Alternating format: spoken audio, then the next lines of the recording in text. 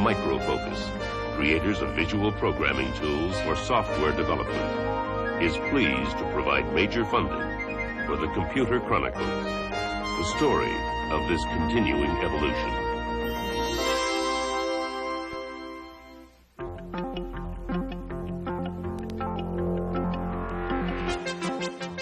Welcome to the Computer Chronicles. I'm Stuart Chaffee, and this is Herb Lechner, sort of sitting in for Gary Kildall this week. Not really. Gary's going to be with us, but on the other side of the table today, because our subject is operating systems. And as you may know, Gary Kildall is the creator of CP/M, perhaps the major operating system in use today.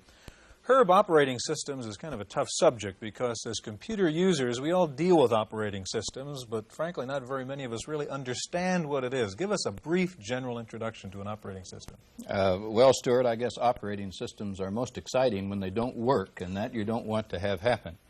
But on the small machine side, operating systems manage the computer resources, and they save the programmer a tremendous amount of nitty-gritty effort, and they provide a standard operating environment to enable applications to run on different machines and on different configurations.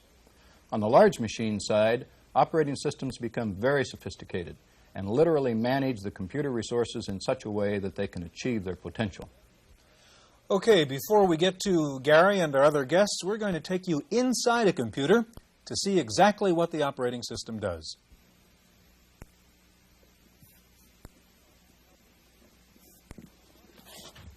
Hello, can I help you? Yeah, where are we? Well, you're standing inside an Apple IIe microcomputer. And who are you? Well, I'm Bruce Tognazzini. I'm an engineer with Apple Computer, and I'm here to check out and make sure everything is perfect on this computer because we have a report that in just a few seconds here, one of our owners is going to be turning this computer on. And what is all this stuff? Well, these are the parts that make up an Apple computer. That particular chip that you're standing on is called the microprocessor, and it's pretty much the heart of the computer, kind of the moderator of the talk show that goes on. And these two chips down here, these are very important ROM chips, which have the built-in basic language and the very kernel of the operating system. And then these 8 chips out here are the RAM chips, and they hold the information that comes in from the disk drive and that the user types and the programs and so forth. Bruce, we're trying to figure out what an operating system does, and maybe you could help explain it. Well, sure. An operating system essentially runs the entire computer once it's come in, but right now it hasn't turned on. Although I see the user's about to flick on the switch. It's all right. It's only about 12 volts. The power light goes on, and then the little microprocessor here has the job of checking itself out and then turning control over to this ROM chip. This ROM chip, in turn, has a very small program which goes back to the back of the computer and checks out and sees whether it can find a disk controller card, which of course it can because there's one plugged in here. And on the disk controller card is another ROM, and this ROM now takes control from that one and begins to bring in the disk operating system off the disk drive through this white cable. You probably saw the disk drive while you were on your way in here. And then that comes down and starts filling in these RAM chips here. Fills up about 1/5 to 1/4 of the RAM chips with the disk operating system. It brings in any language and perhaps any program the user wants to do. And after about 15 to 30 seconds, it's all done. The screen gives a message to the user, and then the user can go to work. Okay, well, I've got to get back to the Computer Chronicles. Thanks a lot. Certainly. Thank you.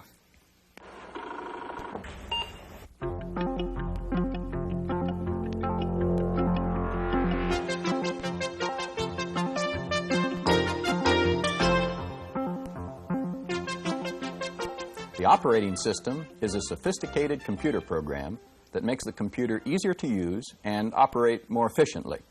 Operating systems are sometimes called system software or systems programs, as contrasted with application programs, which are the subject of a later lesson. Operating systems provide up to 7 functions, not all of which are present in smaller computer operating systems. One function of all operating systems is to establish the way users interface with the computer.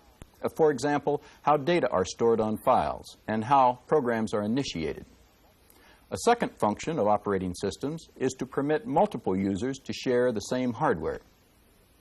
A third function is to manage data files so that data may be shared among several users or applications. Potential users can be scheduled and unauthorized access prevented. A fourth important function is the handling of all input and output data. Since many applications will run on the computer and share its storage devices, it is necessary to have a common control over how data is stored, accessed, and retrieved. A fifth function is to provide error recovery for the computer system. If an error occurs in the process of reading data from an input device, for example, the system will try to reread the data several times until the error is recovered or bypass procedures initiated. System accounting is a sixth operating system function.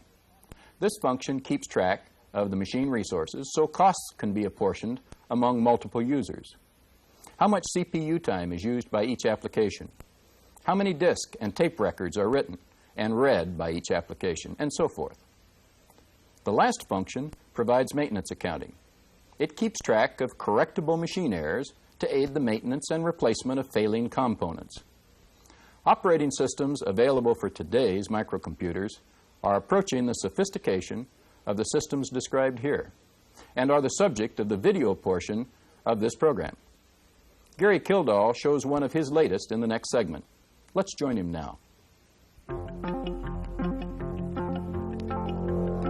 Joining us now is Gary Kildall, no stranger to this program, of course. Gary is the creator of CP/M, host of Computer Chronicles, and also Chief Executive Officer of Digital Research.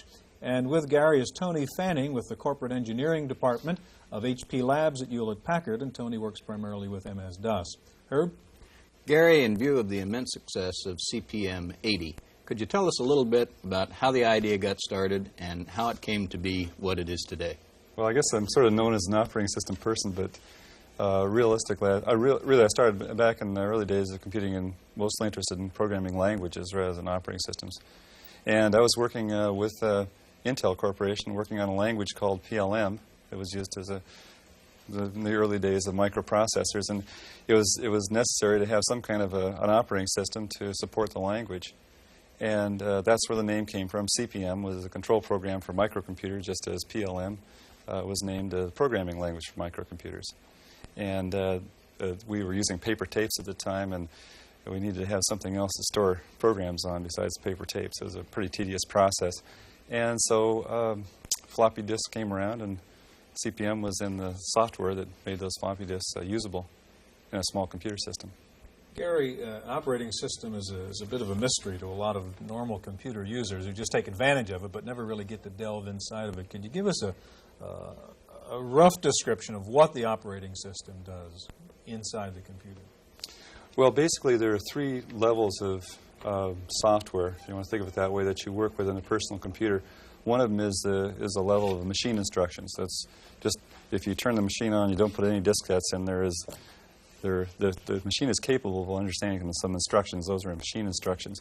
But you have to put something in there to make the thing operate. The second level is what is called system software, and that lies right above the machine language itself. And the third level is the application software, and that's what you actually go out to the store and buy, is the application software. And then the application software then uses the system software as a foundation.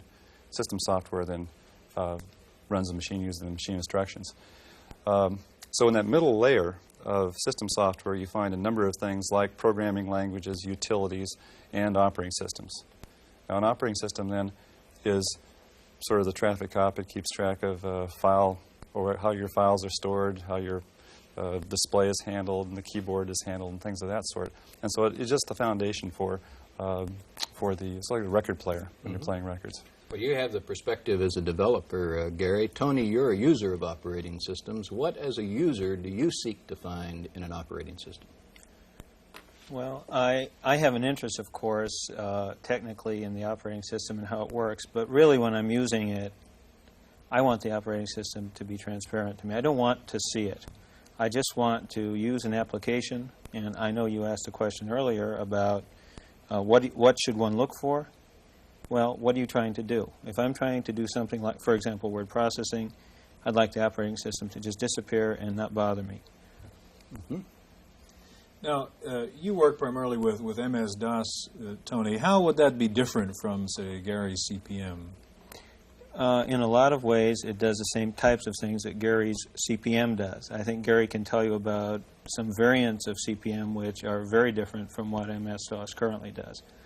It's basically the same thing. It allows you to take care of files, take care of transfer of data from one place to another.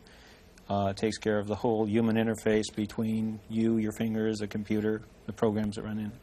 Gary, we've been through several generations now of, say, CPM, and each one adds something. Can you describe for us what gets added each time? How do you improve an operating system each time you come out with a new version? Well, the real key to any system software is trying to match what you're doing with that software with the computer system, the capability of the computer system that you have. And what happened, I think, early on in the microcomputer days is that the big computer system had 16K of memory. And so the idea is to tailor down an operating system that uses only a very small part of that memory. Now, when you add more memory, faster processors, then you get more functionality that you add to the operating system as you do more for the operator. And what's happened with, well, those 8-bit systems, for example, are all now 64K. Those are maximum memory size. And even in the 16-bit machines, the average memory size is, let's say, 128, 256, even 512K. We're moving in that direction.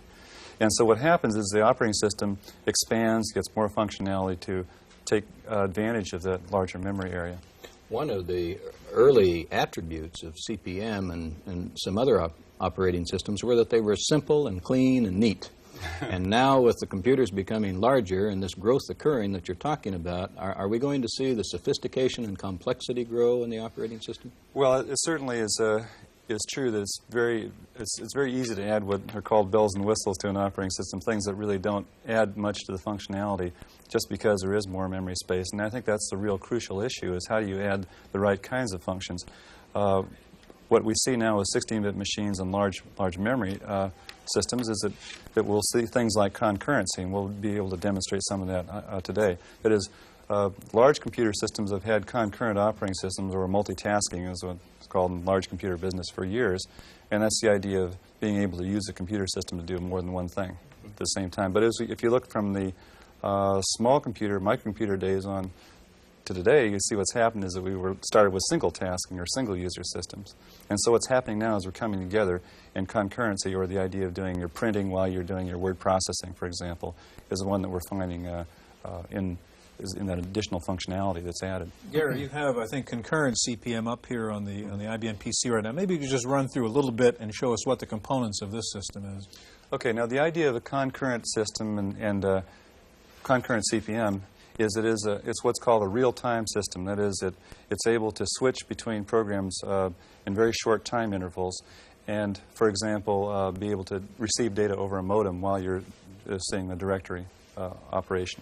Now, what I'm going to do here is I'll use the keyboard to switch between what we call virtual screens. That is, you can imagine now that you're looking at 4 different consoles as I switch from console to console. So if we say console 0 is the one that we're looking at right now, and that happens to be shown in the lower left-hand side of the screen.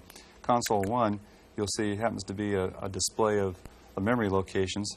Console 2 that I switched to happens to be a directory, and console 3 is a brand new free screen. Now I'll start a command here. I'll start a debugger just to get something going.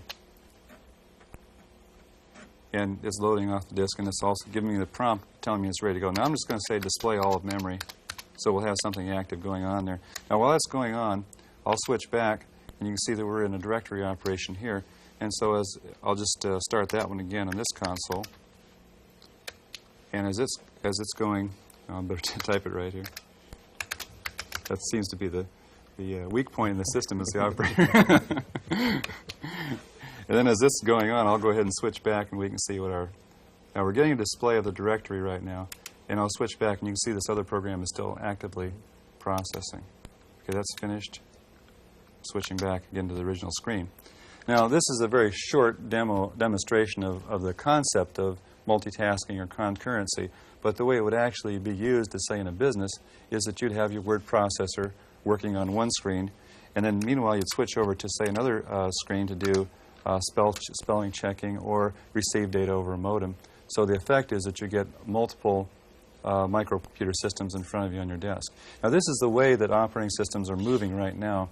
because of the fact we have, let's say, half a megabyte of memory in the machine, we want to make sure that we use that machine effectively. Because what we're looking at nowadays with computers of this type are really the mainframes coming down to your desk. So we want to make sure we have that capability.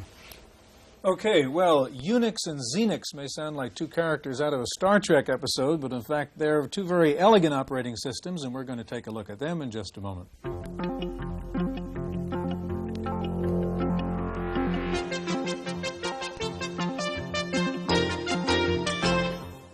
Operating systems for the larger computer systems evolved over time and were primarily used to improve hardware efficiency. Their main job was to keep the CPU and main storage as productive as possible, scheduling as many different users and applications through the hardware system as possible. One way this was accomplished was through multitasking or concurrency. This is the computer's ability to run several applications at once. Most applications, which use a fair amount of I/O, do not use the CPU efficiently. The CPU is frequently idle, waiting for the application program to get data from a slower I/O device. The operating system accomplishes multitasking by allowing an application program to run until it requests I/O. The operating system then suspends CPU processing for that application and starts another application, which continues until it needs I/O. The operating system will initiate as many applications as are needed to keep the CPU busy. When the I/O requests are satisfied, the operating system will reinitiate a suspended application. This is just one example of the types of relatively sophisticated function performed by the operating system. UNIX, an operating system originally introduced for mini-computers, but which is quickly finding application in micros, is the subject of our next segment. So let's get back to our program. Joining us now is Gene Yates, who's president of Yates Ventures, a company involved in research, primarily involving the UNIX operating system. Gene, welcome to the Computer Chronicles. Thank you. Tell us a little bit about UNIX and what it is, especially compared to CP/M and MS-DOS, the other things we've been talking about. Well, UNIX is another of these standard operating systems that computer users are growing to find more interesting to them because of the variety of application software and different brands of computers that they can choose by going with a standard operating system as the basis of their computer system. And UNIX is particularly unique because it runs on microcomputers, mini-computers, and mainframes, from the smallest to the largest systems, from an IBM personal computer to a great big huge Cray supercomputer. UNIX is available for all of them. UNIX is also very easy to network so that you can connect these different brands and sizes of computers together easily. And if both computers use UNIX, you can find yourself sending electronic mail, transferring files, sharing application software programs very rapidly, more so than with many other products.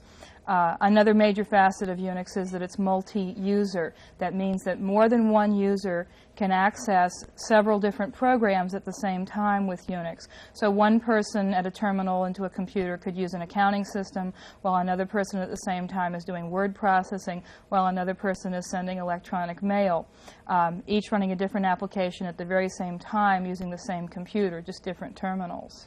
Gene, as I recall, UNIX grew up in Bell Labs and then was for a while licensed only to universities and not-for-profit organizations. Yes. Is it fully commercially supported now? Well, UNIX has a long history, and it was first introduced in its most primitive form in 1969. It wasn't until the Bell system was deregulated, I think we're all aware of the big doings with ATT, that ATT could really sell and support the product. They legally couldn't do much with it because they were precluded from entering the computer industry until deregulated. But the newest version of UNIX, called System 5, which is about the 6th version ever released by them in a number of different names, is commercially supported. And although the product still needs to be enhanced and improved for small systems and beginning end users, ATT seems to be making some big strides toward that. Mm-hmm. Gene, how does XENIX compare to UNIX? Okay.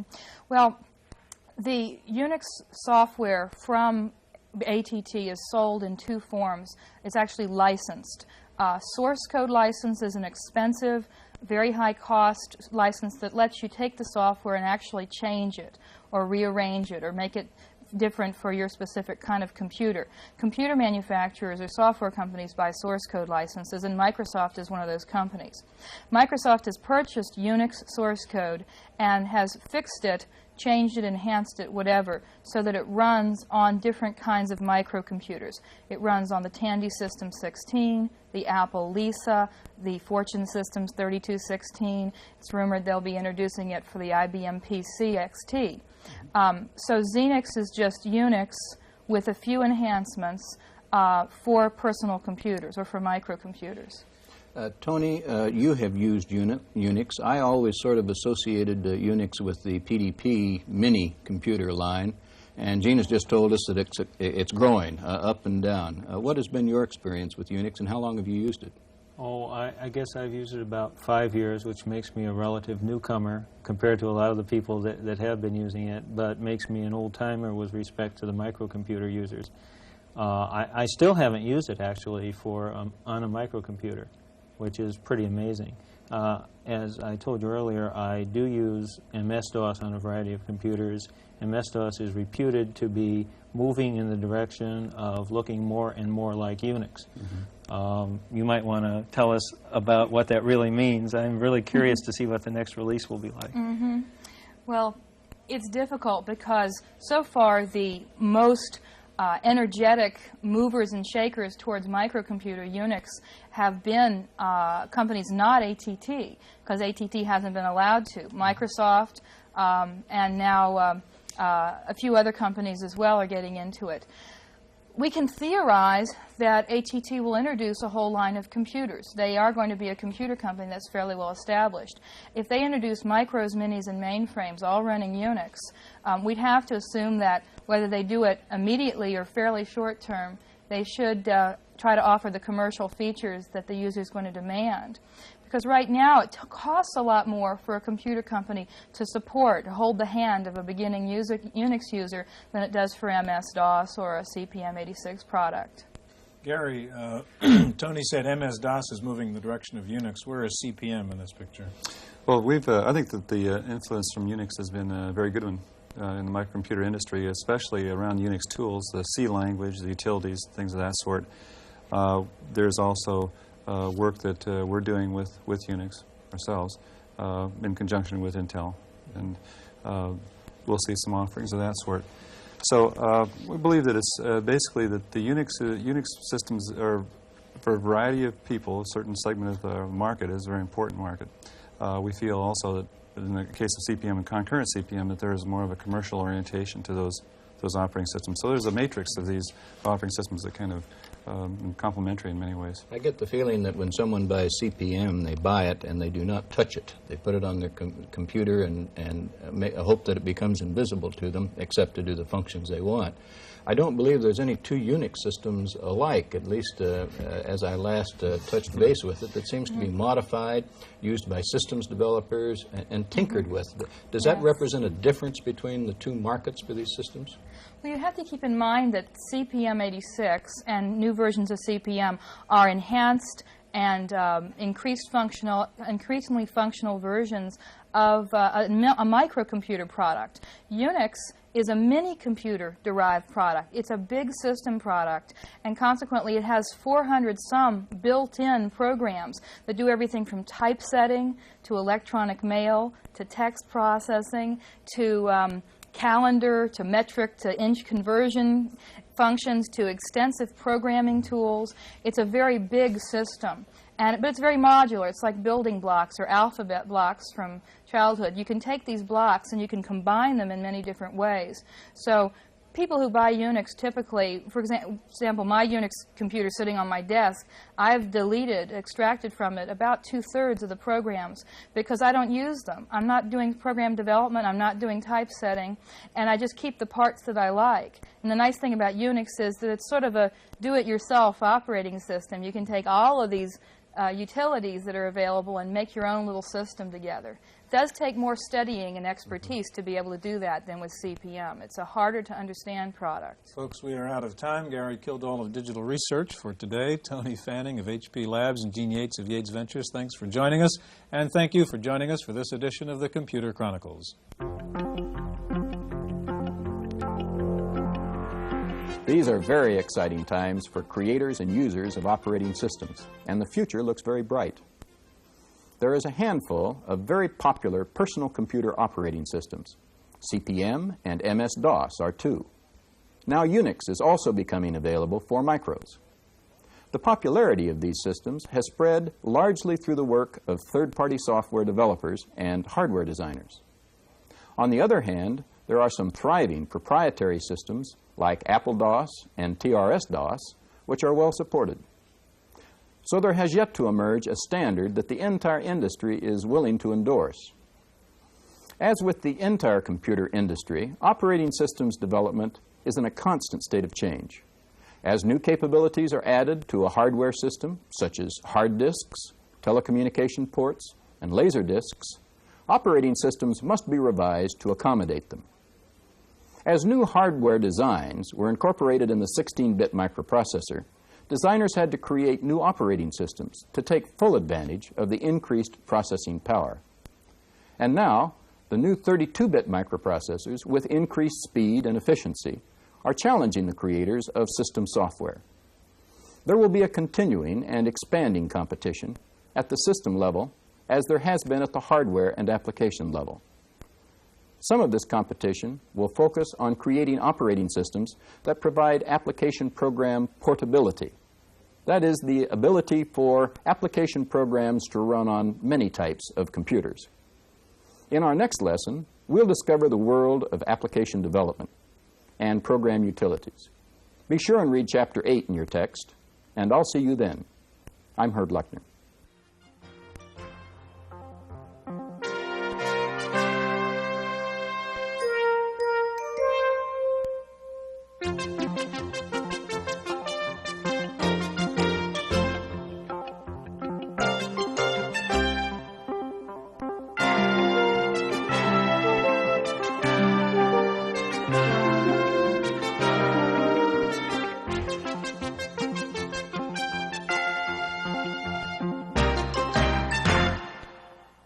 Microfocus, creators of visual programming tools for software development, is pleased to provide major funding for the Computer Chronicles, the story of this continuing evolution.